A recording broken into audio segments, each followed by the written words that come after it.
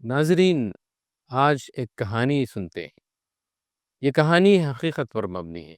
اس کہانی کو عدالت نے جھوٹی قرار دیا اور اسے بے نقاب کر دیا۔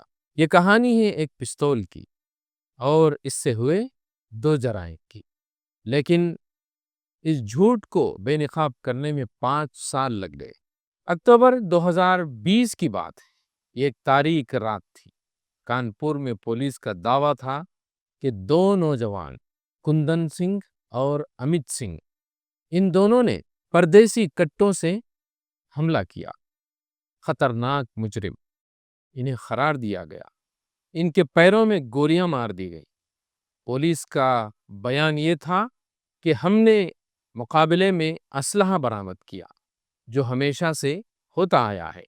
سونے کی چینیں ضبط کی گئی اور نقدی بھی ان سے برآمد کی گئی۔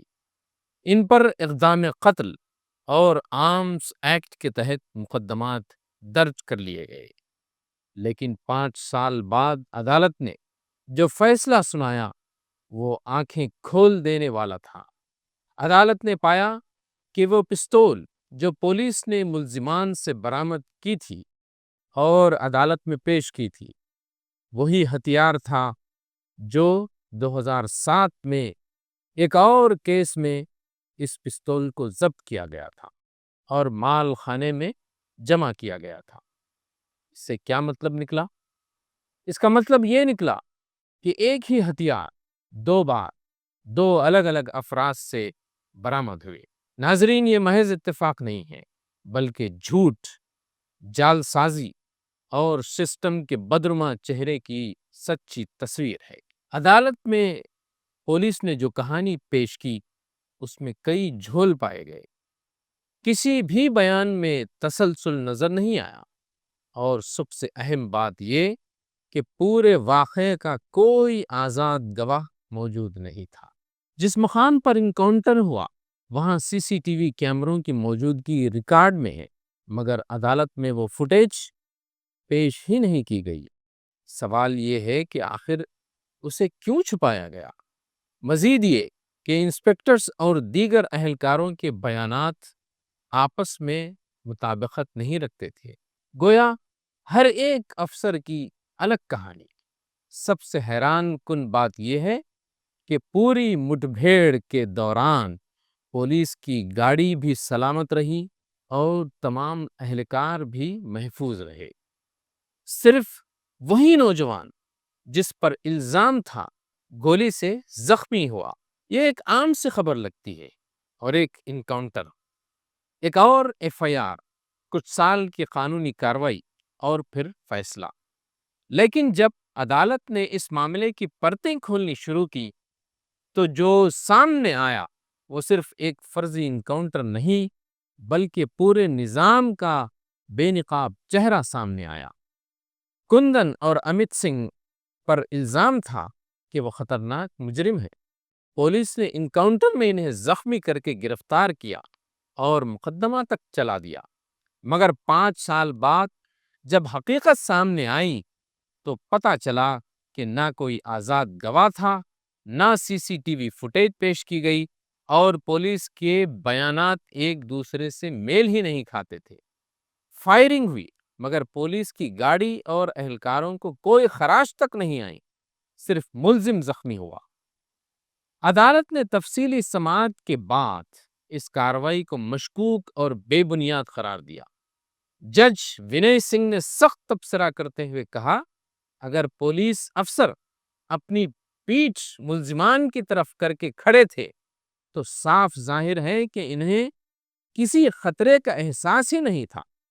انہوں نے اعلیٰ سطحی تحقیقات کا حکم دیا اور ہدایت دی کہ 3 ماہ کے اندر رپورٹ پیش کی جائے۔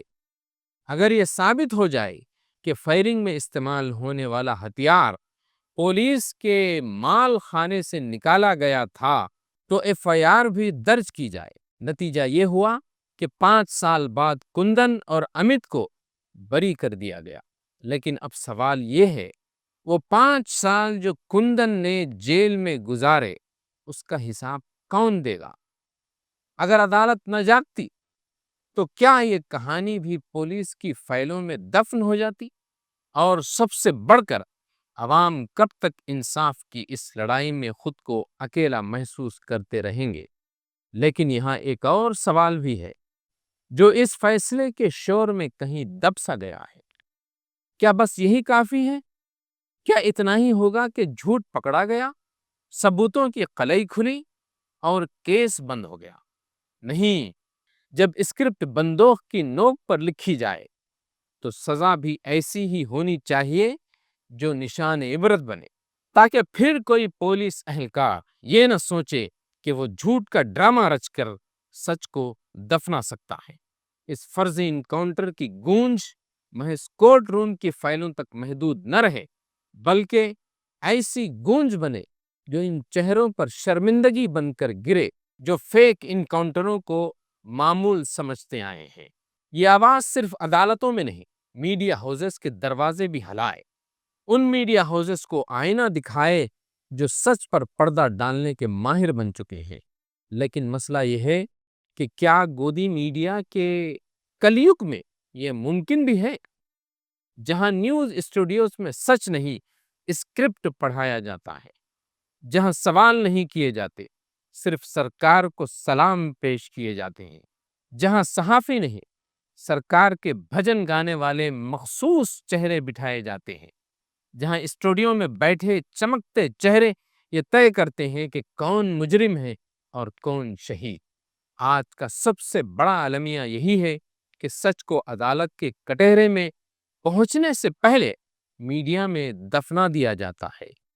ناظرین، فی الحال اتنا ہی، پھر ہوگی ملاقات کسی نئے موضوع کے ساتھ۔